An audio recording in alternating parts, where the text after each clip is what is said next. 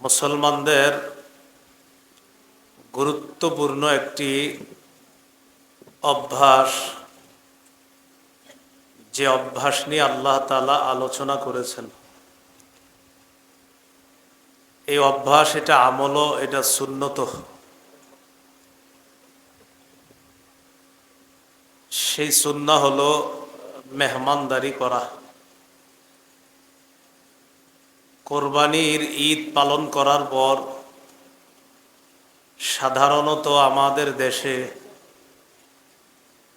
মেহমানদারির একটা প্রচলন দেখা যায়। আম কাঁঠালের সিজনেও হয়, গোস্ত খাওয়ার সময়ও হয়। ঘটনাচক্রে এই বছরের কোরবানি ঈদ, গত বছরের কোরবানি ঈদ এবং হয়তো আরো কয়েক বছরের কোরবানির ঈদ, ওই কোরবানির ঈদকে কেন্দ্র করে গোস্ত আর আম কাঁঠালের সিজন একসাথে হয়ে যাচ্ছে। মুসলমান যারা আমরা মেহমান হই বা মেহমানদারি করি, এগুলো সুন্নাহ মোতাবেক হয় কিনা এটা জানা আমাদের জন্য কর্তব্য। মুসলমানদের বাড়িতে মেহমানদারির আয়োজন যেদিন হয়, সকাল 8টা থেকে দুপুর 12টা-1টা পর্যন্ত বাড়ির দুই পাশে দুইটা সাউন্ড বক্স লাগায়া গান ছেড়ে এলাকাবাসীকে বোঝানো আজকে আমার বাড়িতে কিছু একটা হতে যাচ্ছে।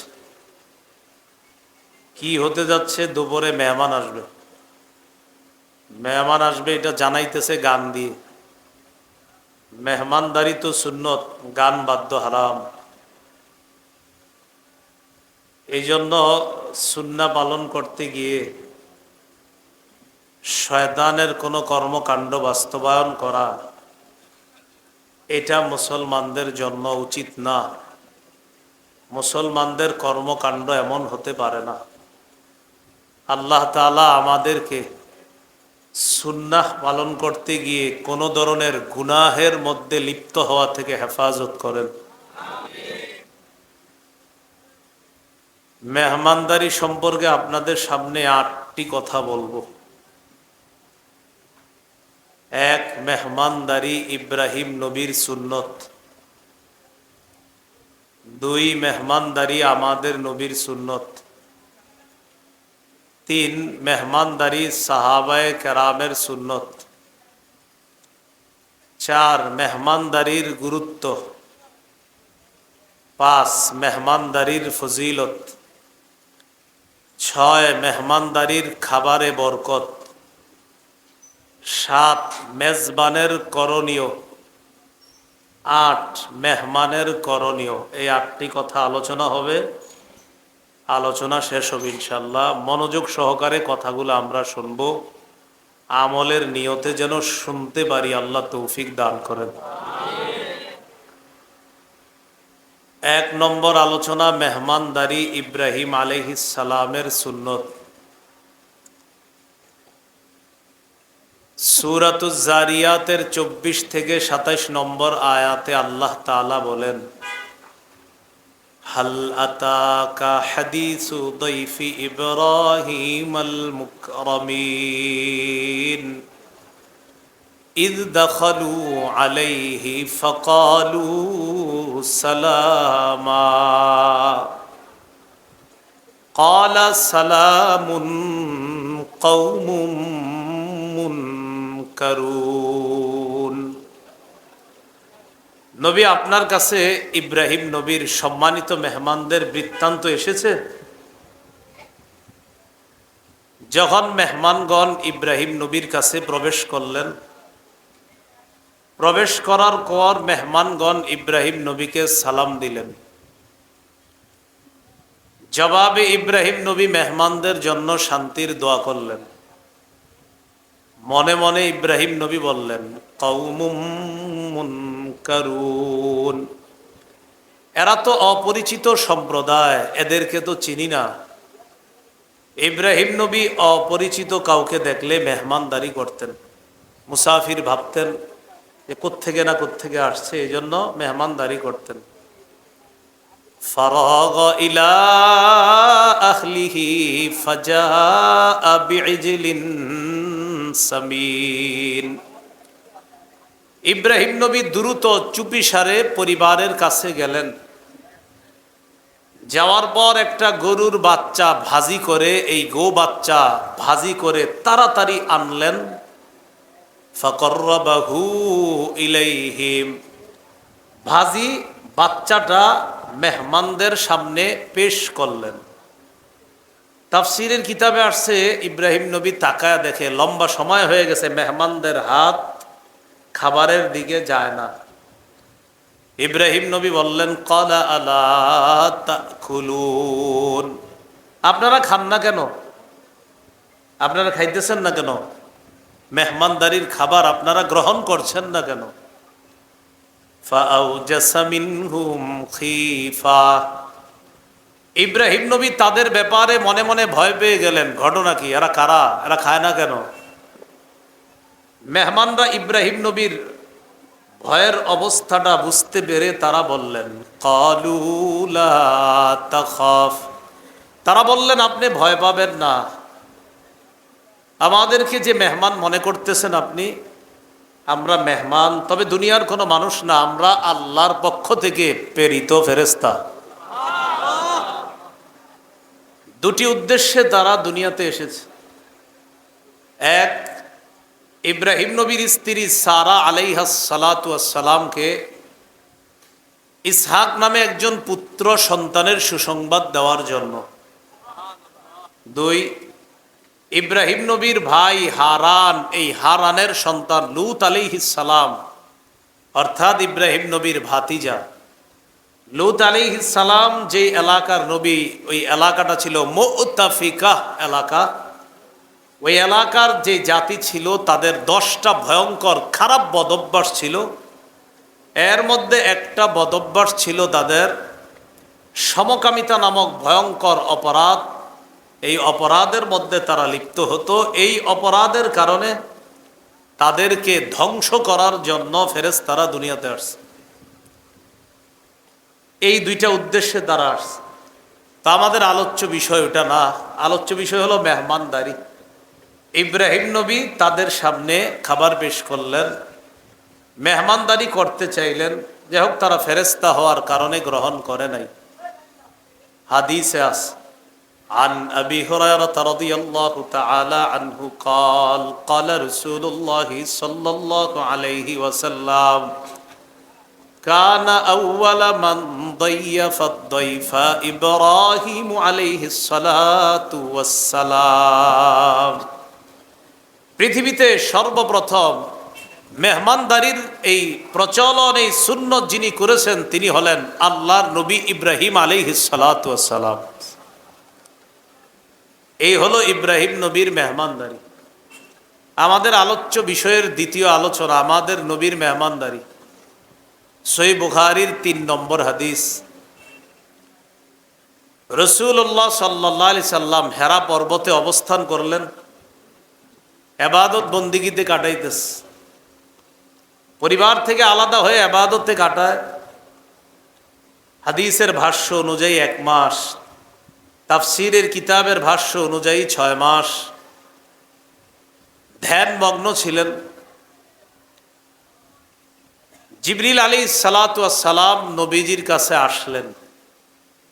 আসার পর বললেন, ইকরা, পড়েন। রাসূলুল্লাহ সাল্লাল্লাহু আলাইহি সাল্লাম জবাব দিলেন, মা আনা বিকারিইন, আমি পড়তে পারি না। এই কথা বলার পর নবী বলেন, জিবরিল আমিন আমাকে চাপ দিস, আমার প্রচন্ড কষ্ট হয়েছে। সুম্মা আরসালানি, এরপর আমাকে ছেড়ে দিস, কষ্ট দূর হয়ে গেছে। আমাকে আবার বললেন, ইকরা, পড়েন। আমি বললাম, মা আনা বিকারিইন, আমি পড়তে পারি না। আবার আমাকে চাপ দিছে, আমার প্রচন্ড কষ্ট হয়েছে। সুম্মা আরসালানি, আবার ছেড়ে দিয়েছে। আবার বললেন, ইকরা, পড়েন। আমি বললাম, মা আনা বিকারিইন, আমি পড়তে পারি না।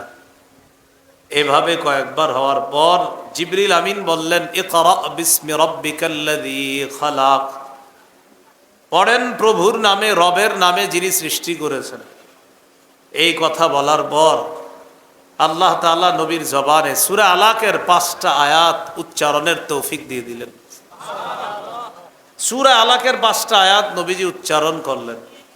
রাজা বিহা ইয়ারজুফু ফুআদু, নবীজির অন্তর কাঁপতেছে। আয়াত নিয়ে নবীজি হেরা পর্বত থেকে আসলেন বাসায় পরিবারের কাছে। আসার পর বললেন, জাম্মিলুনি জাম্মিলুনি, আমাকে কাপড় দিয়ে ঢাকো, চাদর দিয়ে ঢাকো, বস্ত্রাবৃত করো আমাকে। ফাজাম্মালুহু, তারা নবীজিকে ঢাকলেন।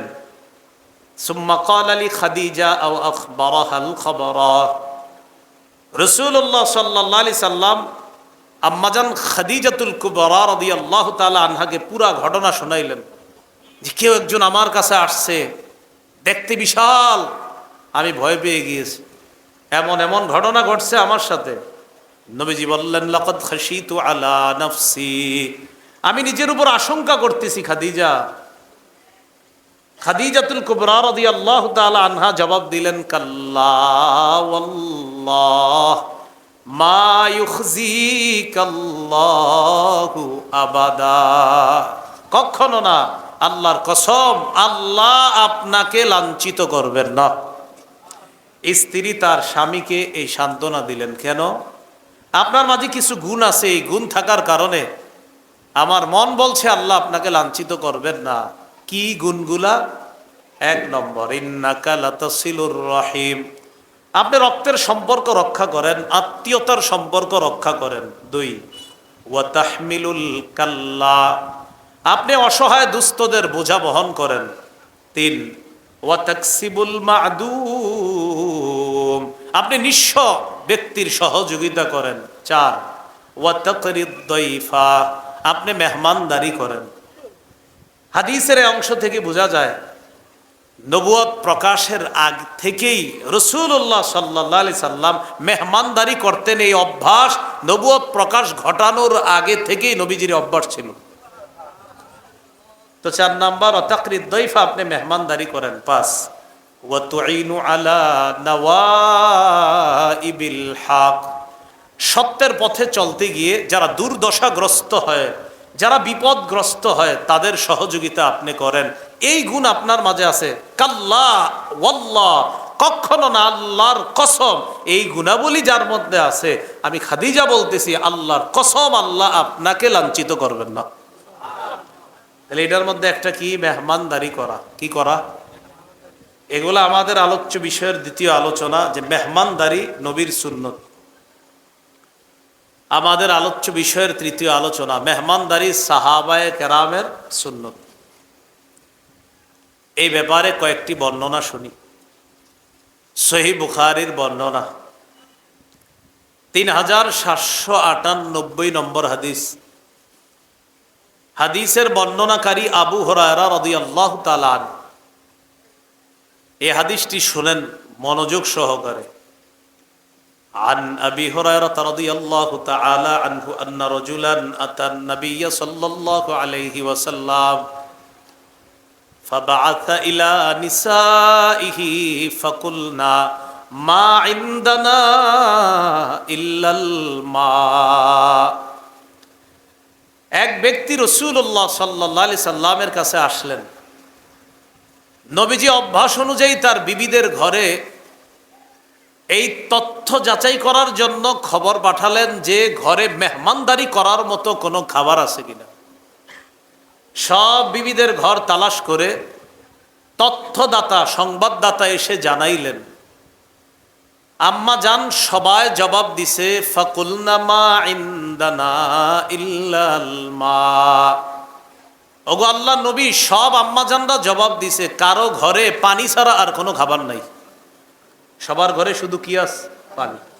অতএব মেহমানদারি যে করবে তো কি দিয়ে করবে? আছে সবার ঘরে পানি, সব বিবিদের ঘরে শুধু পানি আছে। রাসূলুল্লাহ সাল্লাল্লাহু আলাইহি সাল্লাম এরপর বললেন, মাইয়াজুম্মু হাযা আও ইউদিফু হাযা, আচ্ছা তোমাদের মধ্যে কেউ কেউ আছো আমার এই মেহমানকে মেহমানদারি করবা? ফাকালা রাজুলুম মিনাল আনসার আনা ইয়া রাসূলুল্লাহ। এক আনসারী সাহাবী দাঁড়িয়ে বললেন, হুজুর আমি আছি। মুহাদ্দিসিনে কেরাম পূর্বাপর লক্ষ্য করে বললেন, এই আনসারী সাহাবী দ্বারা উদ্দেশ্য হলো আবু তলহা রাদিয়াল্লাহু তাআলা। কে বলেন তো? আবু তলহা রাদিয়াল্লাহু তাআলা। তো আবু তলহা রাদিয়াল্লাহু তাআলা তিনি বললেন, হুজুর আমি আছি, আমি মেহমানদারি করব। ফানতালাকা বিহি ইলা ইমরাআতিহি ফাকালা আকরিমি দাইফা রাসূলিল্লাহি সাল্লাল্লাহু আলাইহি ওয়াসাল্লাম। মেহমানকে বাসায় নিয়ে গেলেন, স্ত্রীকে গিয়ে বললেন, আকরিমি দাইফা রাসূলিল্লাহি সাল্লাল্লাহু আলাইহি ওয়াসাল্লাম, রাসূলুল্লাহ সাল্লাল্লাহু আলাইহি সাল্লামের মেহমানকে সম্মান করো। বাসায় মেহমান নিয়ে আসছি, এটা সাধারণ মেহমান না, এটা আল্লাহর নবীর মেহমান, যথাযথ খাতিরদারি করতে হবে, মেহমানদারি করতে হবে। বিবি জবাব দিলেন, সর্বনাশ, আপনি কি করলেন? মা ইনদানা ইল্লা কুতু সিবিয়ানি ওয়া ফি রিওয়ায়া ইল্লা কুতু সিবিয়ানিনা ওয়া ফি রিওয়ায়া ইল্লা কুতু সিবিয়ান। সর্বনাশ, আমাদের ঘরে তো বাচ্চাদের খাবার ছাড়া আর কোনো খাবার নাই, আপনি মেহমান নিয়ে আসছেন। আমার খাবারও নাই, আপনার খাবারও নাই, শুধু বাচ্চাদের জন্য কিছু আছে, এটা বাচ্চাদেরকে খাওয়াইলে শেষ। সাহাবী স্ত্রীকে বললেন, তুমি মন দিয়ে শোনো, তিনটা কথা বললেন স্ত্রীকে। এক নাম্বার, হাইয়ি তাআমাক, বাচ্চাদের খাবারটাই তৈরি করো, এটাই মেহমানদের দিব। দুই নাম্বার, নাউবিমি সিবিয়ানাক, বাচ্চাদেরকে ঘুম পাড়ায় দাও, যেমনে পারো ঘুম পাড়াও। তিন নাম্বার, আতফিই সিরাজাক, বাতিটা নিভায়া দিবা। এক নাম্বার, এই খাবারই প্রস্তুত করো। দুই, বাচ্চাদেরকে ঘুম পাড়াও। তিন, বাতি নিভায়া দিবা। বাতি নিভানোর আবার পদ্ধতি আছে। এই বাতিটা জ্বলা অবস্থায় থাকবে, তুমি কেন জানি এটারে ঠিক করতে চাইবা, আর ওই ঠিক করতে গিয়ে এটারে তুমি নিভায়া দিবা, কিন্তু বারবার তুমি এটারে জ্বালাইতে চাইবা, জ্বলবে না। যতক্ষণ মেহমানের খাবার না শেষ হবে ততক্ষণ যেন বাতি না জ্বলে, খালি তুমি ঠিকই করতে থাকবা।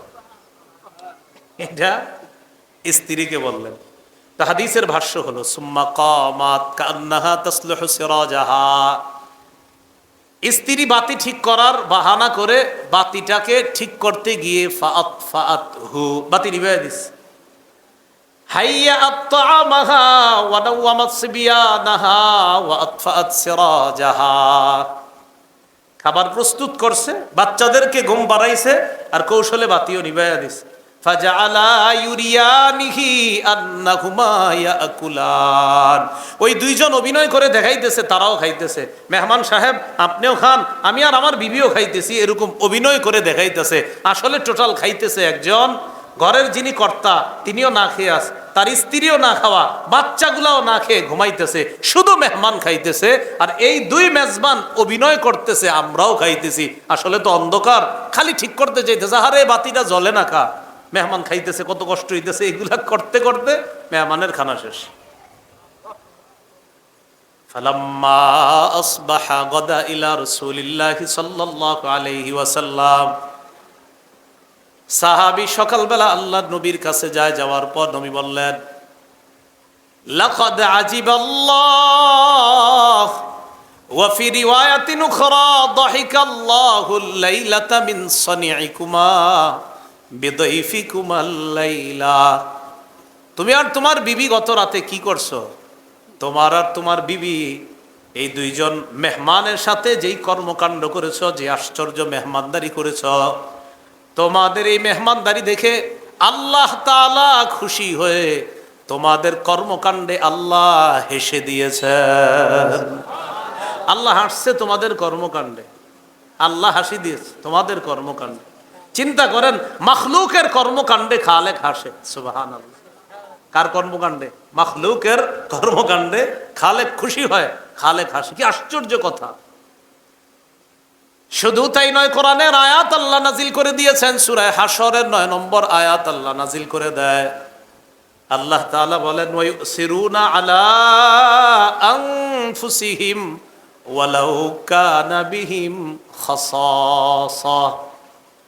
সাহাবায়ে কেরামের অভ্যাস হলো এই, নিজেদের প্রয়োজন থাকা সত্ত্বেও তারা অন্যদেরকে নিজেদের উপর প্রাধান্য দেয়। এটা হলো সাহাবায়ে কেরামের অভ্যাস। আর এই অভ্যাসের প্রশংসা করে আল্লাহ কোরআনে আয়াত নাজিল করে দিয়েছে। এই গেল সাহাবায়ে কেরামের মেহমানদারির একটা দৃষ্টান্ত। আর একটা দৃষ্টান্ত দিই আমরা। ইবনে আবি দুনিয়া অনেক বড় একজন আল্লাহওয়ালা, অনেক বড় একজন মুহাদ্দিস। তার কিতাবের 20 নম্বর হাদিস মুহাম্মদ ইবনে সিরিন রহমতুল্লাহি আলাই থেকে বর্ণনা। তিনি বলেন, কানা আহলুস সুফফাতি ইযা আমসাও। আহলুস সুফফাহ মানে নবীজি সাল্লাল্লাহু আলাইহি সাল্লামের মদিনায় প্রতিষ্ঠিত মাদ্রাসাতুস সুফফার ছাত্রদেরকে বলা হয় আহলুস সুফফাহ অথবা আসহাবুস সুফফাহ। এখনো আপনারা যারা হজে যাবেন বা উমরায় যাবেন, আল্লাহ সকলকে যাওয়ার তৌফিক দান করেন। তো হজে বা উমরায় গেলে মসজিদে নববীতে গিয়ে দেখবেন একটা জায়গা পিতলের কালারের মতো একটা শিকল দিয়ে এটা ঘেরাও করা আছে। ছোট্ট এই জায়গাটায় সাহাবায়ে কেরাম ক্লাস করতেন আর নবীজি তাদেরকে ক্লাস করাইতেন। ওই মাদ্রাসারই ছাত্র আবু হুরায়রা রাদিয়াল্লাহু তাআলা, তিনি এই মাদ্রাসায় থেকে পড়াশোনা করতেন। তিনি বলেন, আলা মিল ইবাতনি, আমি পেটে ভাতে পড়াশোনা করতাম। পেটে ভাতে মানে পাইলে খাইতাম, না পাইলে না খাইতাম। ওই যুগেই সাহাবায়ে কেরাম জিজ্ঞাসা করছে, তুমি নবীরে পাইলা এত কম, হাদিস এত বেশি কিভাবে বলো? মাত্র 3 বছর নবীজির ছাত্র ছিলেন। কয় বছর?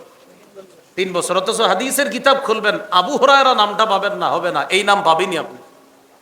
তো উনি বলেন, আমি পেটে ভাতে নবীর কাছে পড়ে থাকতাম। নবীজি খাইলে আমি খাইতাম, নবী না খাইলে আমি খাইতাম না, এইভাবেই চলতো।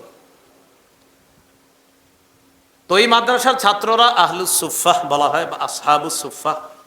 মক্কা নবীজির একটা মাদ্রাসা ছিল, এটার নামও আপনারা মনে রাখবেন, দারুল আরকাম। কি নাম? আরকাম। এটা ছিল মক্কায়। তো যাই হোক, মদিনার ওই মসজিদের মাদ্রাসার যে ছাত্ররা, প্রতিদিন সন্ধ্যা যখন হতো, ইনতালাকার রাজুলু বির রাজুলি ওয়ার রাজুলু বির রাজুলাইন ওয়ার রাজুলু বিল খামসা। একজন সাহাবী ওই মাদ্রাসার একজন ছাত্রকে বাসায় নিয়ে যাইতেন মেহমান হিসাবে। সুবহানাল্লাহ। কোন সাহাবী 2 জন ছাত্রকে নিয়ে যাইতেন জায়গির লজিং এর সিস্টেম আছে না এখনো গ্রামে? মাশাআল্লাহ, এই লজিং। তো কোন সাহাবী একজনকে নিয়ে যাইতেন, কোন সাহাবী 2 জনকে। আর রাজুলু বিল খামসা, কোন সাহাবী 5 জনকে মেহমান হিসাবে নিয়ে যাইতেন। ফাআম্মা সাদ ইবনে উবাদা ফাকানা ইয়ানতালিকু বিসামানিনা কুল্লা লাইলা। নবীর সাহাবী সাদ ইবনে উবাদা প্রতি রাতে 1 জন 2 জন 5 জন 7 জন না 80 জন সাহাবীর মেহমানদারি করতেন। কয়জন? 80 জন সাহাবীর মেহমানদারি। এরও মাঝে মাঝে মাদ্রাসায় সব ছাত্র মেহমানদারি করবে। বলেন ইনশাআল্লাহ। একা একা মেহমানদারি করবে না, করে অনেকেই করে একা। হুজুর আজকে দুপুরে আমি খাওয়াবো, এরকম পুরো মাদ্রাসায় খাওয়ায়। তো এটা মেহমানদারি মহব্বতের সাথে করবেন, যে আল্লাহ রসুলের মেহমান, এরা নবীর ঘরের মেহমান। এই চিন্তা, এই মানসিকতায় মহব্বত, মায়া, দর্দ নিয়ে মেহমানদারি করবেন। আল্লাহ আমাদের সকলকে কথাগুলা বোঝার তৌফিক দান করেন।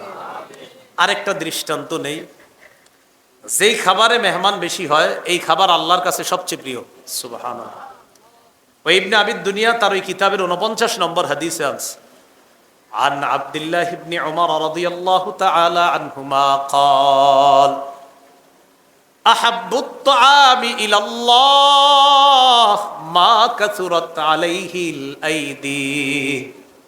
আল্লাহ তাআলার কাছে ওই খাবার সবচেয়ে পছন্দের যে খাবারের মধ্যে বেশি হাত পড়ে, অর্থাৎ যে খাবারের মধ্যে মেহমান বেশি হয়, ওই খাবার আল্লাহর কাছে সবচেয়ে পছন্দের হয়ে যায়। এ হলো সাহাবায়ে কেরামের মেহমানদারির কিছু বয়ান শুনলাম আমরা।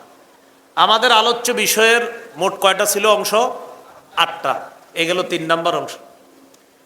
চতুর্থ, মেহমানদারির গুরুত্ব। এ ব্যাপারে আমরা কয়েকটা বর্ণনা শুনি, খুব মনোযোগ দিব আমরা। মেহমানদারির গুরুত্ব সম্পর্কে আপনাদের সামনে 5টি হাদিস পেশ করি। সহিহ বুখারীর বর্ণনা, 6475 নম্বর হাদিসের বর্ণনা। এই হাদিসের মধ্যে আছে, قال رسول الله صلى الله عليه وسلم من كان يؤمن بالله واليوم الآخر فلا يؤذي جاره। যে আল্লাহ বিশ্বাস করে, আখিরাত বিশ্বাস করে, সে যেন প্রতিবেশীকে কষ্ট না দেয়। ওয়ামান কানা ইউমিনু বিল্লাহি ওয়াল ইয়াউমিল আখিরি ফালইয়াকুল খায়রান আও লিয়াসমুত। যে ব্যক্তি আল্লাহ বিশ্বাস করে, আখিরাত বিশ্বাস করে, সে বললে ভালো কথা বলবে অথবা যেন সে চুপ থাকে। ওয়ামান কানা ইউমিনু বিল্লাহি ওয়াল ইয়াউমিল আখিরি ফালইউকরিম দাইফা। যে ব্যক্তি আল্লাহ বিশ্বাস করে, আখিরাত বিশ্বাস করে, সে যেন মেহমানকে সম্মান করে। হাদিস দ্বারা বোঝা যায় মেহমানদারিকে প্রাধান্য দেওয়া, গুরুত্ব দেওয়া, মেহমানকে সম্মান করা ঈমানের আলামত। মেহমানকে সম্মান করা মানে এই লোকটা যে মুমিন, এই মুমিন হওয়ার পরিচয় বহন করে। মুমিন, খাঁটি মুমিনের একটা এটাও পরিচয় যে মেহমানকে সম্মান করা। সহিহ বুখারীর বর্ণনা 1975 নম্বর হাদিস, 1975। রাসূলুল্লাহ সাল্লাল্লাহু আলাইহি সাল্লামের একজন সাহাবী নাম আব্দুল্লাহ ইবনে আমর ইবনুল আস রাদিয়াল্লাহু তাআলা আনহুমা। এই সাহাবীর ব্যাপারে নবীজির কাছে একটা অভিযোগ গেছে। অভিযোগ কি? হুজুর, আপনার এই সাহাবী সারা রাত নফল নামাজ পড়ে, তাহাজ্জুদ পড়ে, আর সারাদিন নফল রোজা রাখে, বিবির কোনো হক আদায় করে না, শরীরের হক আদায় করে না, চোখের হক আদায় করে না। এই অভিযোগ নবীজির কাছে গেছে। সাহাবীরে ডাকছে, কি ব্যাপার, ঘটনা কি? আলাম উখবার আন্নাকা তাকুমুল লাইল ওয়া তাসুমুন নাহার। আচ্ছা, তুমি সারা রাত নফল নামাজ পড়ো আর সারাদিন নফল রোজা রাখো, কথা কি সত্য? তাহলে আমরা ওই জায়গা থেকে আবার আসি। সহিহ বুখারীর 1975 নম্বর হাদিস, 1975। এই হাদিসে আছে নবীর এক সাহাবী আব্দুল্লাহ ইবনে আমর ইবনুল আস রাদিয়াল্লাহু আনহুমা, তার ব্যাপারে রাসূলুল্লাহ সাল্লাল্লাহু আলাইহি সাল্লামের কাছে অভিযোগ গিয়েছে। আপনার এই সাহাবী সারা রাত নফল নামাজ পড়ে, তাহাজ্জুদ পড়ে, সারাদিন রোজা রাখে। নবীজি তাকে ডেকে বললেন, আলাম উখবার আন্নাকা তাকুমুল লাইলা ওয়া তাসুমুন নাহার। আচ্ছা, তুমি সারা রাত নাকি নফল নামাজ পড়ো, সারাদিন রোজা রাখো, কথা সত্য? সাহাবী জবাব দিলেন, হুজুর, জি সঠিক, এই কথাটা সঠিক, আমি সারা রাত তাহাজ্জুদ পড়ি, সারাদিন নফল রোজা রাখি। নবীজি বললেন, এটা করবা না। সুম ওয়া আফতির ওয়া কুম ওয়া নাম। রাসূলুল্লাহ সাল্লাল্লাহু আলাইহি সাল্লাম বললেন, তুমি মাঝে মাঝে নফল রোজা রাখবা, ওয়াফতির মাঝে মাঝে রাখবা না, ওয়ানাম রাতের কিছু অংশে ঘুমাও, ওয়াকুম কিছু অংশে তাহাজ্জুদ পড়ো, সারা রাত পড়বা না, কিছু অংশে ঘুমাইবা, কিছু অংশে তাহাজ্জুদ পড়বা। প্রতিদিন নফল রোজা রাখবা না, মাঝে মাঝে নফল রোজা রাখবা, মাঝে মাঝে রাখবা না। কেন এটা বললেন নবীজি? এরপর বলতেছে, ইন্নালি জাসাদিকা আলাইকা হাক্কা। জেনে রাখবা, তোমার শরীরের উপর তোমার হক আছে। ওয়া ইন্নালি আইনিকা আলাইকা হাক্কা, তোমার চোখের উপর তোমার হক আছে। ওয়া ইন্নালি যাওজাতিকা আলাইকা হাক্কা, তোমার বিবির উপর তোমার হক আছে। ওয়া ইন্নালি যাওরিকা ইয়ানি লিদাইফিকা আলাইকা হাক্কা, তোমার মেহমানের উপর তোমার হক আছে। তুমি যদি সারাদিন নফল রোজা রাখো তো মেহমানের হককে আদায় করবে, মেহমানের মেহমানদারি তো তুমি গুরুত্ব দিবা না। এই জন্য মনে রাখবা, তোমার শরীরের হক আছে, তোমার চোখের হক আছে, তোমার বিবির হক আছে, তোমার মেহমানের হক আছে। এরপর রাসূলুল্লাহ সাল্লাল্লাহু আলাইহি সাল্লাম বললেন, যকান্ত যদি তোমার রোজা রাখতে হয়, মাসে 3টা রোজা রাখবা, 13, 14, 15 আইয়ামে বীজের এই 3টা রোজা রাখবা। কয়, হুজুর, আমি যদি এর চেয়ে বেশি রাখতে চাই, নবীজি বললেন, তাহলে দাউদ নবীর রোজা রাখো, একদিন রোজা আর একদিন রোজা রাখবা না, এটা উত্তম রোজা। এটা দাউদ নবী রাখতেন, একদিন রোজা রাখতেন, আরেকদিন রাখতেন না। তুমি সর্বোচ্চ এটা করতে পারো, কিন্তু নিয়মিত নফল রোজা রাখবা এটা করবা না। মাঝে মাঝে রাখবা, মাঝে মাঝে রাখবা না। সারা রাত তাহাজ্জুদ পড়বা এমন না, কিছু অংশে ঘুমাবা, কিছু অংশে তাহাজ্জুদ পড়বা। কেন? নবীজি 4টা হকের কথা বললেন, এর মধ্যে একটা হলো মেহমানের হক আছে। কার হক আছে? মেহমানের হক আছে। এই জন্য মেজবান সাহেব যদি রোজা রাখে, নফল রোজা, মেহমান যদি খাইতে আসে, বলেন তো কি বলবে? কি ব্যাপার, আপনি বসছেন না কেন ভাইজান? তখন যদি বলেন আমি নফল রোজা রাখছি, রোজাদার, উনি একটু কষ্ট পাবে। তো এই জন্য নবীজি বললেন মেহমানের হক আছে। এখানে মাসালা আছে, এনে গুরুত্ব বোঝানো উদ্দেশ্য। এরপরেও রাখলে যে গুনাহ হবে এমন না। বাকি এখানে আপনার মেজবান মেহমান যারা থাকবে, তো যেদিন মেহমান আমার বাড়িতে আসবে আগে থেকে তো আমার জানা আছে, ওই দিন নফল রোজা না রাখা, যেন তাকে ভালোভাবে আপ্যায়ন করা যায়। রাখলে কিন্তু গুনাহ হবে না। আরেকটা হাদিস শুনি, আবু দাউদের বর্ণনা 3750 নম্বর হাদিস। এই হাদিসে আছে ক্বালা রাসূলুল্লাহি সাল্লাল্লাহু আলাইহি ওয়াসাল্লাম লাইলাতুদ দাইফি হাক্কুন আলা কুল্লি মুসলিম। অন্তত এক রাত মেহমানদারি করা প্রত্যেকটা মুসলমানের উপর হক, কর্তব্য। ফামান আসবাহা বিফিনাইহি দাইফুন, অতএব তোমাদের কারো আঙিনায় যদি মেহমান উপস্থিত হয়ে যায়, ফাহুয়া আলাইহি দাইনুন, ওই ব্যক্তির জন্য ঋণ পরিশোধ করার মতো মেহমানদারি করা তার উপর কর্তব্য হয়ে যায়। ঋণ পরিশোধ করা যেমন কর্তব্য, অন্তত এক রাত তোমার উপর কেউ মেহমান হলো তোমার বাসায়, তার মেহমানদারি করা ওই ঋণ পরিশোধের মতো মেহমানদারি করাটাও কর্তব্য হয়ে যায়। তাহলে এখান থেকেও মেহমানদারির গুরুত্ব বুঝে আসে। আরেকটা হাদিস শুনি আমরা, সহিহ বুখারীর 6137 নম্বর হাদিসের বর্ণনা। এই হাদিসটা শুনলে একটা অংশে আপনাদের হাসি উঠবে, বাকি গুরুত্ব বুঝে আসবে। দেখেন, সাহাবায়ে কেরামের একদল আইসা নবীজিরে বললেন, হুজুর অমুক এলাকায় গেছি, আমাদেরকে মেহমানদারি করে না। فقال رسول الله صلى الله عليه وسلم إن نزلتم بقوم فأمروا لكم بما ينبغي للضيف فاقبلوا। তোমরা যখন কোনো এলাকায় মেহমান হও, এলাকাবাসী যদি তোমাদের জন্য যথাযথ মেহমানদারির ব্যবস্থা করে, আপ্যায়নের ব্যবস্থা করে, ওই মেহমানদারি তোমরা গ্রহণ করবা, ওই মেহমানদারি তোমরা গ্রহণ করবা। ওয়া ইল্লাম ইয়াফআলু, এলাকাবাসী যদি মেহমানদারির আয়োজন না করে, এলাকাবাসী যদি মেহমানদারির আয়োজন না করে, এমন এলাকায় গেছো যেখানে তারা মেহমানদারির আয়োজন যদি না করে, ফাখুযু মিনহুম হাক্কাদ দাইফ, তাদের কাছ থেকে মেহমানদারির হক আদায় করে নিবা। কি করে নিবা? মানে এটা গুরুত্ব দিলেন যে মেহমানদারির হক আদায় করে নিবা, এরা যদি মেহমানদারি না করে। এখান থেকে নবীজি আসলে মেহমানদারির গুরুত্বটা বুঝাইতেছে যে এত দূর থেকে মেহমান আসবে, কেন মেহমানদারি হবে না। আল্লাহ আমাদেরকে কথাগুলা বোঝার তৌফিক দান করেন। আমি কিন্তু আবার আমারে বুঝাইতেছি না বিষয়টা, বলা যে আমি দূর থেকে আসছি, আমি খাবার নিয়ে আসি গাড়িতে করে, গাড়িতে আজকেও খাবার নিয়ে আসছি, এই এশার নামাজের একটু আগে আমি খাবার খাইছি, খেয়ে আসা পড়ছি। তো বিষয়টা মাথায় এনেন না, মনে হয় হের কথা কইতেছে, এরকম না কিন্তু।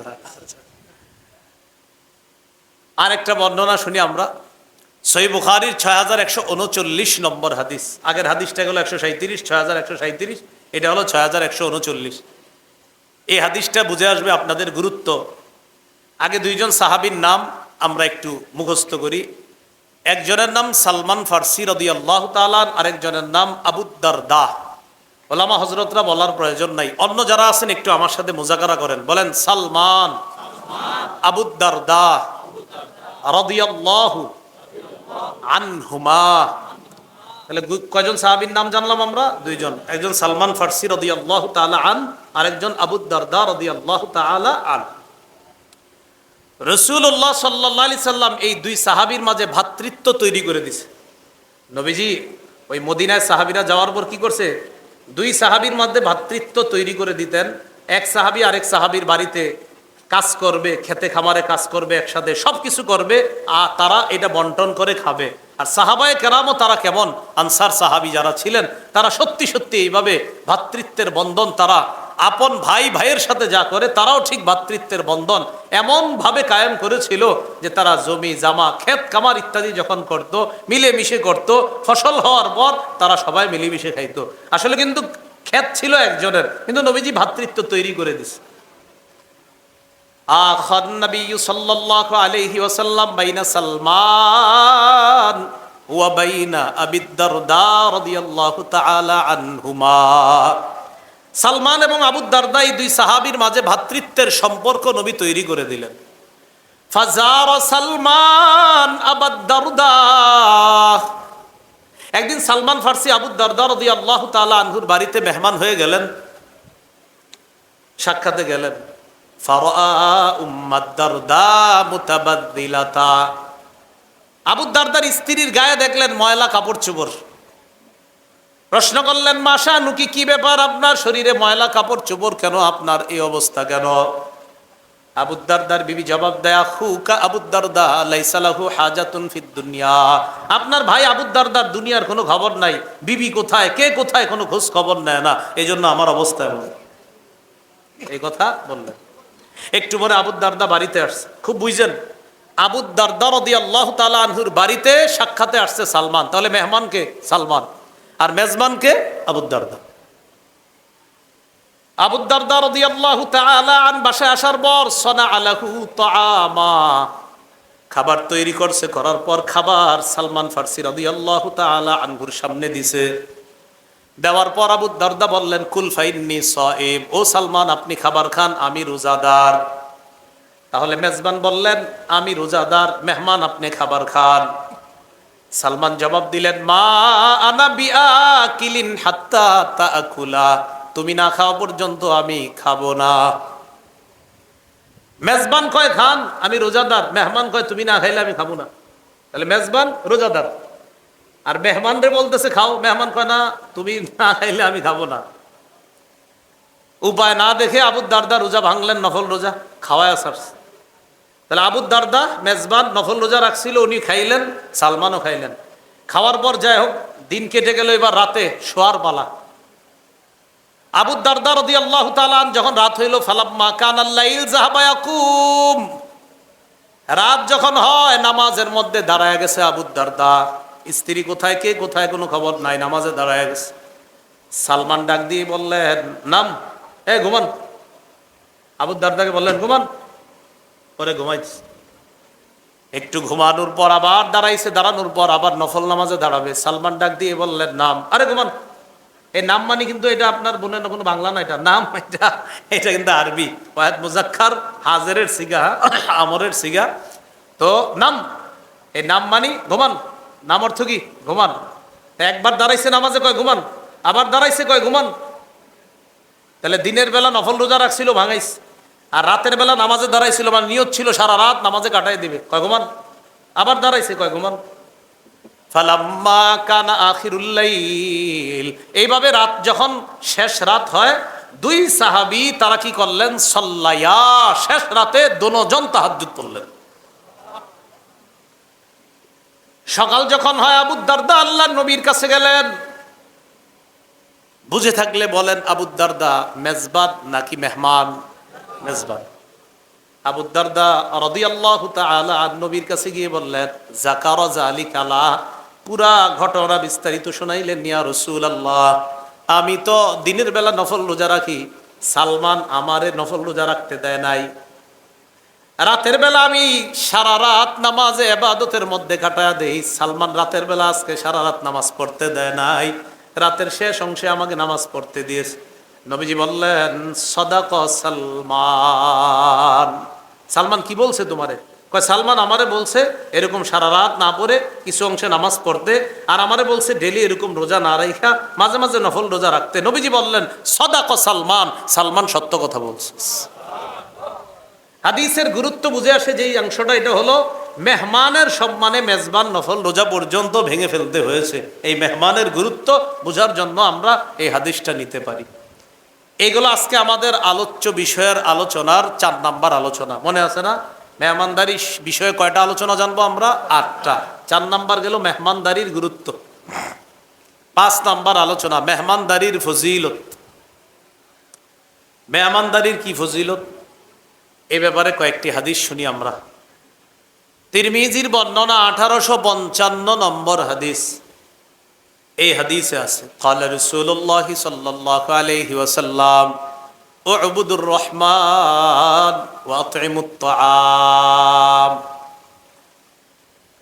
ওয়া আফশুস সালাম তাদখুলুল জান্নাতা বিসালাম। আল্লাহ নবী বলেন 3টা আমল করবা। উ'বুদুর রহমান, রহমানের ইবাদত করবা। 2 নাম্বার আত'ইমুত তাআম, খাবার খাওয়াও, মেহমানদারি করো।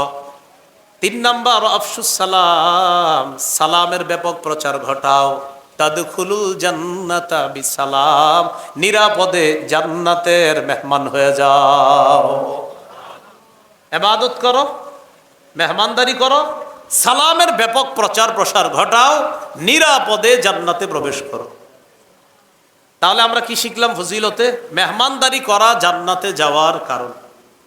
আরেকটা ফজিলত জানি আমরা, মেহমানদারি করলে জান্নাতের অনিন্দ্য সুন্দর বালা খানার মালিক হওয়া যায়। সুবহানাল্লাহ।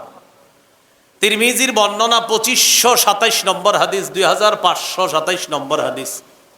এই হাদিসে আছে قال رسول الله صلى الله عليه وسلم, আল্লাহ নবী বলেন, ইন্না ফিল জান্নাতি লাগরাফা ইউরা বুতুনুহা মিন যুহুরিহা ওয়া যুহুরুহা মিন বুতুনিহা। জান্নাতের কিছু বালাখানা আছে এমন, যেই বালাখানার সৌন্দর্য ভিতরের সৌন্দর্য বাহির থেকে, আর বাহিরের সৌন্দর্য ভিতর থেকে দেখা যায়। বিদেশের কিছু বাড়ির এই সৌন্দর্য দেখবেন আর বলবেন আল্লাহ এত সুন্দর। তো দুনিয়ার বাড়ি যদি আপনার এত সুন্দর লাগে, আল্লাহর জান্নাতের সেই রাজপ্রাসাদ বালাখানা কত সুন্দর হবে। নবীজি এই সুন্দর বালাখানার কথা বলার পরে গ্রাম্য ব্যক্তি দাঁড়িয়ে বললেন, লিমান হিয়া ইয়া রাসূলুল্লাহ, এত সুন্দর বালাখানা কাদের জন্য প্রস্তুত করে রাখছে আল্লাহ? নবীজি বললেন, 4 গুণওয়ালা মানুষের জন্য। কয় গুণ? 1 নাম্বার লিমান আতাবাল কালাম, যারা সুন্দরভাবে কথা বলবে, উত্তম কথা বলবে 1 নাম্বার। 2 নাম্বার আতামাত তাআম, যারা মেহমানদারি করে। 3 নাম্বার আদামাস সিয়াম, যারা মাঝে মাঝে নফল রোজা রাখে, প্রায় সময় নফল রোজা রাখে। 4 নাম্বার সাল্লা বিল্লাইলি ওয়ান নাসু নিয়াম, মানুষ যখন রাতের বেলা ঘুমায়, তারা রাতের বেলা তাহাজ্জুদের নামাজে দাঁড়ায় যায়। 1 নাম্বার উত্তম কথা বলে, 2 নাম্বার মেহমানদারি করে, 3 নাম্বার প্রায় সময় নফল রোজা রাখে, 4 নাম্বার মানুষ যখন রাতের বেলা ঘুমায়, এই মানুষগুলা তাহাজ্জুদের নামাজে দাঁড়ায় যায়। আল্লাহ তাআলা তাদের জন্য জান্নাতের ওই সুন্দর বালাখানা প্রস্তুত করে রাখছেন। সুন্দর বালাখানা তাদের জন্য। এই গেল মেহমানদারির আরেকটা ফজিলত। মেহমানদারির আরেকটা ফজিলত, মনে করেন এটা দস্তরখানা। এটা কি? এই যে দস্তরখানা বিছাইলাম, এই দস্তরখানা যতক্ষণ বিছানো থাকবে, মন দিয়ে শোনেন, হাদিসের একটা কিতাব আছে, নাম তাবারানী মুআজামুল আওসাত, 4729 নম্বর হাদিস। قال رسول الله صلى الله عليه وسلم, لا تزال الملائكة تصلي على أحدكم ما دامت مائدته موضوعة بين يديه حتى يرفعه। যতক্ষণ মেহমানের সামনে দস্তরখান বিছানো থাকে আর যতক্ষণ মেহমানদারি চলতে থাকে, ওই মেজবানের জন্য আল্লাহর ফেরেশতারা আল্লাহর কাছে ততক্ষণ দোয়া করতে থাকে। তাহলে যতক্ষণ দস্তরখান বিছানো থাকে, মেহমানদারি চলে, ততক্ষণ ফেরেশতারা দোয়া করে। আপনারা আবার কিন্তু দস্তরখানটা বিছিয়ে রেখেন না সারাদিন, যে মেহমান যাওয়ার পরেও সারা রাত বিছিয়ে রাখলেন, এরকম না কিন্তু বিষয়টা। মানে মেহমানদারি চলবে, তাদের জন্য ফেরেশতারা আল্লাহর কাছে দোয়া করতে থাকে। এই হলো ফজিলত। এই ফজিলতগুলা যেন আমরাও কামাই করতে পারি, আল্লাহ তৌফিক দান করেন। কয়টা আলোচনা হবে? 8টা। গেল কয়টা? 5টা গেল না? হ্যাঁ। 1 নাম্বার মেহমানদারি কোন নবীর সুন্নত? ইব্রাহিম নবী। 2 নাম্বার আমাদের নবীর সুন্নত। 3 নাম্বার সাহাবায়ে কেরামের সুন্নত। 4 নাম্বার গেল গুরুত্ব। 5 নাম্বার গেল ফজিলত। 6 মেহমানদারির যে খাবারটা, ওই খাবারের কি পরিমাণ বরকত। এই বরকত আমরা যদিও দেখি না, কিন্তু বরকত আছে। কিন্তু সাহাবায়ে কেরামের কাউকে আল্লাহ ওই বরকত সচক্ষে দেখায় দিচ্ছে। সুবহানাল্লাহ। এটা হলো কারামত। বলেন এটা কি? কারামত। সহিহ বুখারীর 6141 নম্বর হাদিস। এই হাদিসটা শোনার আগে একজন সাহাবীর নাম সবাই জানেন, তারপরেও শ্রদ্ধার সাথে একবার বলি। বলেন, আবু বকর সিদ্দিক রাদিয়াল্লাহু তাআলা আনহু। তো সবাই তো আমরা এই সাহাবীর নাম, পৃথিবীর নবীদের পরে সবচেয়ে শ্রেষ্ঠ মুসলমানের নাম কি? আবু বকর সিদ্দিক রাদিয়াল্লাহু তাআলা। আবু বকর সিদ্দিক রাদিয়াল্লাহু তাআলা আনহুর ছেলের নাম আব্দুর রহমান। قال আব্দুর রহমান ইবনু আবি বকরিন, আব্দুর রহমান ইবনে আবু বকর ঘটনাটা আমাদেরকে শোনাইতেছে। তিনি বলেন, যা আবু বকরিন বিদাইফিন লাহু আও বিআদিয়াফিন লাহ। একদিন আবু বকর সিদ্দিক রাদিয়াল্লাহু তাআলা একজন অথবা কিছু মেহমান নিয়ে বাসায় আসছে। বাসায় আসার পর উনি কি করছে? মেহমানকে বাসায় রাইখা সন্ধ্যায় নবীর কাছে গেছে। মানে মেহমানদেরকে বাড়িতে রাইখা উনি গেছে নবীজির কাছে। তো এই দিক দিয়ে নবীজির কাছে যাওয়ার পর উনি আসতে আসতে একটু লেট হয়ে গেছে। রাতে যখন বাসায় আসছে, আবু বকর সিদ্দিকের স্ত্রী আবু বকর সিদ্দিক রাদিয়াল্লাহু তাআলা আনহুকে বললেন, আপনি কোথায় ছিলেন? ইহতাবাস্তা আন আদিয়াফিক অথবা আন দাইফিক। আপনি নিজেরে কোথায় রাখলেন মেহমানদের থেকে? মেহমানদেরকে বাড়িতে রেখে কোথায় চলে গেলেন? আবু বকর সিদ্দিক রাদিয়াল্লাহু তাআলা আনহু বললেন, মা আশাইতিহিম, তাদেরকে কি তুমি এখনো রাতের খাবার দাও নাই? ভাই এতটুকু কথা সবার বুঝে আসছে তো? মানে তিনি ছিলেন না তো বলতেছে, তার মানে কি আমি ছিলাম না বলে কি মেহমানদেরকে খাবার দাও নাই? কয় বিষয়টা এমন না, আপনি ছিলেন না, মেহমানদেরকে খাবার দেই কি করে? তখন আবু বকর সিদ্দিক কি করলেন? উনি রাগ করলেন, গদিবা আবু বকরিন, রাগ করলেন, ফাসাব্বা, উনি বকাঝকা করলেন। শুধু বকাঝকা না, হালাফা আল্লাহ ইয়াতামা, উনি শপথ করে ফেললেন, থর আমি খাবো না আজকে। উনি শপথ করলেন আমি আজকে খাবো না, তুমি মেহমানরা এখনো খাবার দিলা না। এই কথা বললে আব্দুর রহমান, ওই যে ওনার ছেলে, তা আব্দুর রহমানকে আমি বুঝতেছি যে আম্মারে বকাঝকা করার পর এখন আমারে বকাঝকা করবে, এজন্য ইখতাবা তো আমি লুকিয়ে গেছি আগে থেকে। আমারে আব্বা আড়াল থেকে বলতেছে, এই কোথায়? তো হাদিসের শব্দটা যেটা, এটার অর্থ হলো ওহে মূর্খ, তুই কোথায়?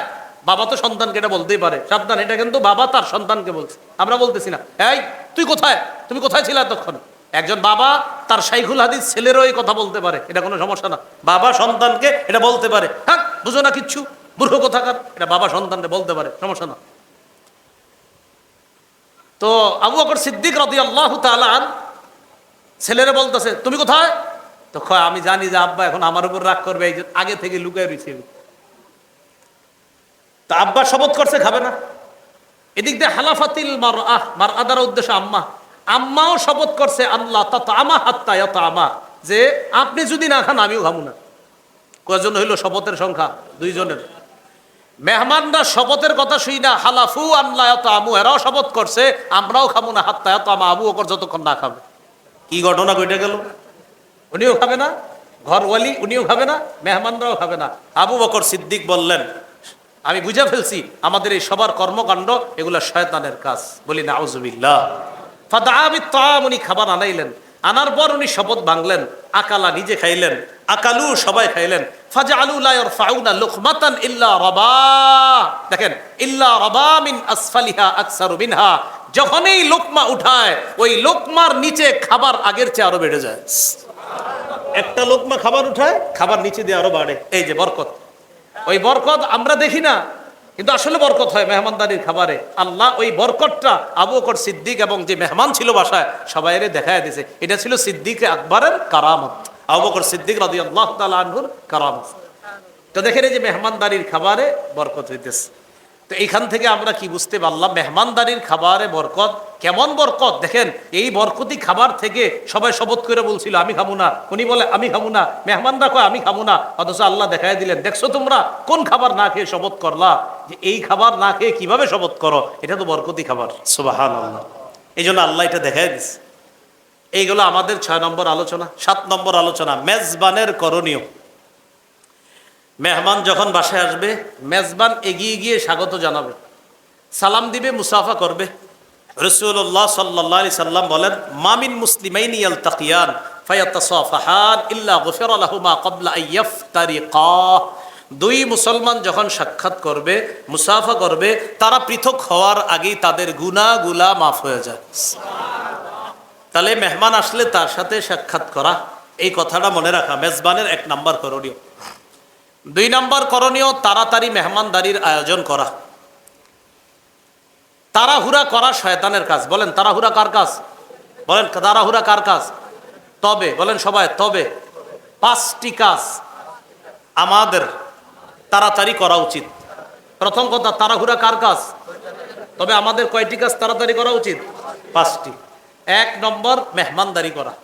2 নম্বর মৃত ব্যক্তিকে দ্রুত দাফন করা। 3 নম্বর কুমারী মেয়েকে দ্রুত বিয়ের ব্যবস্থা করা। 4 নম্বর ঋণ থাকলে ঋণ পরিশোধ করা। 5 নম্বর গুনাহ থেকে এখনই তওবা করা, দেরি না করা। এই 5 কাজ তাড়াতাড়ি করতে হবে, এগুলো শয়তানের কাজ না। এর মধ্যে একটা হলো মেহমানদারি করা। 4 কাজে মুসলমানদের অলসতা করা উচিত নয়। কয় কাজে? 4 কাজে। 1 নম্বর, বাবার সম্মানে আসন ছেড়ে দেওয়া, এখানে অলসতা করা যাবে না। আব্বারে কি বসতে দিমু না দিমু না, দিমু মানে আপনি যত বড় হন আপনার আব্বা দাঁড়ায় থাকবে নাকি? আপনি উঠে যেতে হবে, আব্বা বসেন, সে আপনি যত বড়ই হন, আব্বারে বসতে দিমু কিনা এই টেনশনও করা যাবে না। এলো 1 নম্বর, বাবার সম্মানে আসন ছেড়ে দেওয়া, এই ক্ষেত্রে অলসতাও করা যাবে না, টেনশনও করা যাবে না। কিসের টেনশন? আব্বারে বসতে দিতে হবে। 2 নম্বর, মেহমানের মেহমানদারি করা, এখানে অলসতা করা যাবে না। 3 নম্বর, যানবাহনের পরিচর্যা করা। ওই যে মোটর সাইকেল চালান যারা আপনারা, এটা বারবার পরিচর্যা করতে হবে। যারা গাড়ি চালান এটারে পরিচর্যা করতে হবে, এটার কোনো ঝামেলা আছে কিনা এই পরিচর্যা করতে হবে, এক্ষেত্রে অলসতা করা যাবে না। এটা গেল আপনার 3 নাম্বার। তো এই ক্ষেত্রে কি করা যাবে না বলেন তো? অলসতা করা যাবে না। 4, কোনো আলেম, সে যেই কোনো আলেম হোক, যেই এলাকার আলেম হোক, শুধু ঢাকার আলেমকে সম্মান এমন না, স্থানীয় ওলামায়ে কেরাম যারা, সবাইকে, কোনো আলেমকে সম্মান করার ক্ষেত্রে অলসতা না করা। যেমন ঢাকার যারা আসে তাদেরকে এমন সুন্দরভাবে বসান, স্থানীয় আলেমদেরকে এত সুন্দরভাবে কিন্তু বসান না, কিন্তু বিষয়টা সুন্দর হয় না। কোনো আলেমকে সম্মান করার ক্ষেত্রে এই জাতীয় অলসতা করা যাবে। আলেম, তার মধ্যে কোরআন আছে, হাদিস আছে, বাস তাকে সম্মান করতে হবে, সে বিবারিয়ার হোক আর ঢাকার হোক। এই কথাটা মাথায় রাখা। তো এই 4 কাজে অলসতা না করা। 1 নম্বর বাবার সম্মানে আসন ছেড়ে দেওয়া, 2 নম্বর মেহমানদারি করা, 3 নম্বর যানবাহনের মেরামত করা। লোকমান হাকিম শুনছেন না নাম, ওনার উপদেশ। আর 4 নম্বর হলো কোনো আলেমের সম্মান করা, এক্ষেত্রে কোনো রকম অলসতা করা যাবে না। আর কয় কাজ তাড়াতাড়ি করতে হবে আমাদের? তাড়াতাড়ি কার কাজ? শয়তানের। আমাদের তাড়াহুড়া কয়টা কাজ করতে হবে? 5টা। এর মধ্যে একটা হলো মেহমানদারি করা, এই কথা মনে রাখা। মেজবানের 3 নম্বর করণীয় হলো উত্তম খাবার পরিবেশন করা। গোস্ত এখন সিজনের উত্তম খাবার। সহিহ বুখারীর 4712 নম্বর হাদিসের বর্ণনা, উতিয়ান নবী সাল্লাল্লাহু আলাইহি সাল্লাম বিলাহমিন, নবীর কাছে গোস্ত আনা হলো। ফারুফিয়া ইলাইহি জিরা, নবীর কাছে বাহুর অংশ দেওয়া হলো, গোস্তের রানের অংশ। কানাত তুজিবহু, রানের অংশটা নবী পছন্দ করতেন। আপনারা আবার ঢালাওভাবে রানছেন না গিয়ে মেজবানের বাড়ি থেকে, 1 রান কয়জনকে খাওয়াবো? ভাই নবী পছন্দ করতেন আর কি গোস্ত, এর মধ্যে আপনার রানের অংশ এটা পছন্দ করতেন। কানাত তুজিবহু, খুব পছন্দ করতেন। নাহসা মিনহা নাহসা, নবীজি এইভাবে মজা করে নিজে দাঁত দিয়ে কামড়িয়ে খাইতেন। সুবহানাল্লাহ, এই খাবার দিতে পারেন। আরেকটা হলো বকরির গোস্তের পায়া, এটা নবী পছন্দ করতেন, বকরির পায়া। তো এটাও আপনি মেহমানদের পরিবেশন করতে পারেন, এটা নবীজি খুব পছন্দ করতেন, যে বকরির পায়া। এটা হলো মেজবানের করণীয়, এটা তার সামনে পরিবেশন করা। মেজবানের 5ম করণীয়, কোনো কারণে যেন মেহমানের সম্মানহানি না হয়, এদিকে খেয়াল রাখতে হবে। লূত আলাইহিস সালামের ঘরে মেহমানরা বসা, লূত নবীর জাতি আসছে, আসার পরে যে তাদের বদভ্যাস ছিল, ওই অভিপ্রায় তারা ব্যক্ত করলো। লূত নবী তাদেরকে বললেন, ফাত্তাকুল্লাহ, আল্লাহকে ভয় করো, ওয়ালা তুহজুনি ফি দয়ফি, আমার মেহমানদের ব্যাপারে আমাকে লাঞ্ছিত করো না, অপমান করো না, তারা আমার মেহমান, এই মেহমানদেরকে তোমরা অপমান করো না, তাদের সামনে আমারে অপমান করবা না। তো মেহমানের জন্য কোনো অপমান না হয়, এই বিষয়টা মাথায় রাখা, এটা মেজবানের করণীয় দায়িত্ব, কর্তব্য। এবার আমাদের 8 নম্বর আলোচনা, সর্বশেষ, মেহমানের করণীয়। মেহমান অসময়ে মেজবানের বাড়িতে না যাওয়া। আপনি গেছেন খাওয়ার সময়, মানে আগে কিছু বলেন নাই, গিয়েই আসসালামু আলাইকুম, কেমন আছেন, খাওয়ান দেন, এরকম না। আগে থেকে আপনার এটা, এই যুগে তো জানানো সহজ, তো আগে থেকে এটা জানতে হবে মেজবানের। আপনি হঠাৎ গিয়া সালাম দিয়ে দিচ্ছেন, বাস কি দিবে? তো যাই হোক, এরপরেও আপনার মেহমান যদি হঠাৎ উপস্থিত হয়ে যায়, আপনারা মেজবান যারা থাকবেন ঘরে উপস্থিত কিছু থাকলে এটাই দিবেন। হাদিসে আসছে, হযরত জাবের রাদিয়াল্লাহু তাআলা আনহুর বাড়িতে একবার উপস্থিত মেহমান আসছে, তো তিনি তাদের সামনে খেজুর দিছে আর সিরকা দিছে, খেজুর আর সিরকা। তো খেজুর আর সিরকা দেওয়ার পর, যখন খেজুর আর সিরকা দিছে, তো খেজুর এবং সিরকা দেওয়ার পর হযরত জাবের বললেন যে, আমি নবীরে বলতে শুনছি, নি'মাল ইদাম আল খাল্লু, সিরকা কতই না উত্তম তরকারি, তোমরা এটা দিয়ে আজকে খাবার খাও। সিরকা কতই না উত্তম তরকারি, এটা দিয়ে তোমরা খাবার খাও। তো এটা হতে পারে উপস্থিত যা থাকে তা দেওয়া।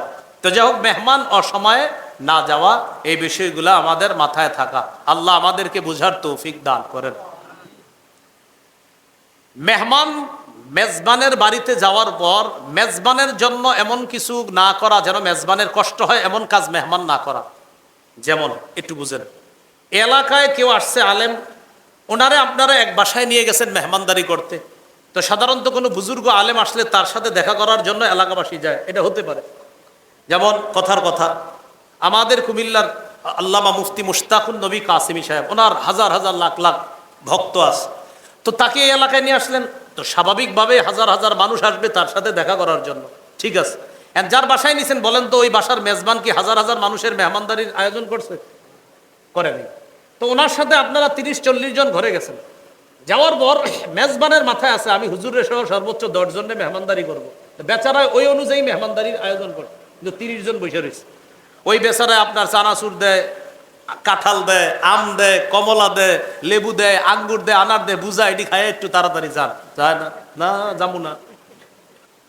ভাই এগুলা কিন্তু না করা, বুঝছেন, এগুলো মাথায় রাখা যে 30 জন মানুষকে তো আর তারা ভারী খাবার দিবে না। এটা আমরা কেন বুঝি না? দেখা হয়েছে, দোয়া চান, চলে আসেন, শেষ।